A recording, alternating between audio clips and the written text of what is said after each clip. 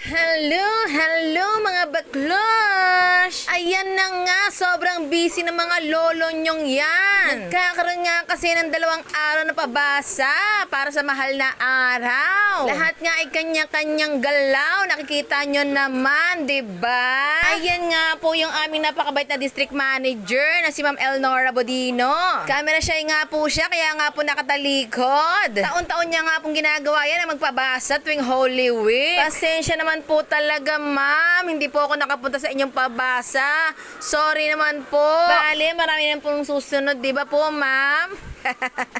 Charot-charot lang. Ayan na nga po, inaayos nga po nilang dahonan nyo. Na siya nga pong ibang babakod sa gilid ng altar na yan. Tapos nga dyan nila, Joey, nagpunta naman kami dito sa bilihan ng shake. Napakainit na nga talaga ng panahon. Kaya nga naman tamang-tama ito para mapresko ng ating mga katawan. Ito nga ang Buena Mango Shake. Siyempre, dito lang yan sa may Pandakan. San pa ba? Favorite nga namin tong shake na to, lalo na ang mango flavor. Naabot nga ako ng halos 1 oras sa pagbili lang ng shake na ito. Ang dami nga kasi bumibili dito. Sa ngayon ay maaga pa, kaya konti lang ang bumili. Wala pa yung mga kabataan. Pero kung sa gabi, naku, sigurado. Aabuti kayo ng siyam-siyam sa pagbili lang ng mango shake na ito. Dahil talaga nga namang masarap at mura pa. San ka pa? Kaya bumili na kayo, mga baklush.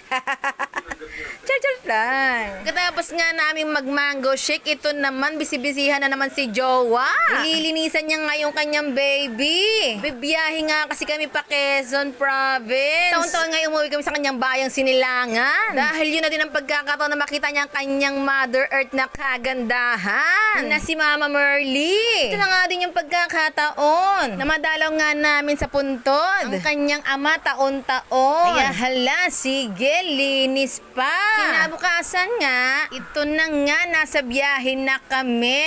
Alas 12 nga ng hating gabi nang kami bumiyahe. Kaso madilim na nga, kaya wala nang makikita pag nag-video ako. Kaya eto ang siste. Umaga na nga ako nakapag-video. Grabe, at 8 oras nga ang biyahe. Kaya eto, ginutom ng lolo mo. Kumain muna kami. Alam mo na kung saan yan. After nga ng almusal namin, eto na, nasa kalsada na naman kami. Ilang bayan pa nga ang aming dadaanan bago nga makarating sa bayan ni Jowa. Kaya nangat nariyan na kami sa bayan ng San Andres. Siyempre, to make the story short, alam nyo na, yan nga palang bayan ng aking biyanan. Yan nangat nakikita nyo, maraming person sa kanilang harapan. Nariyan na nga yung kapatid ng aking Jowa, diba? Mukhang may naggaganap atang pagpupulong dito. Charot-charot lang. Ayan na nga, at super kumustahan ng mga person. Chikahan eklabo ang mga baklosh, diba?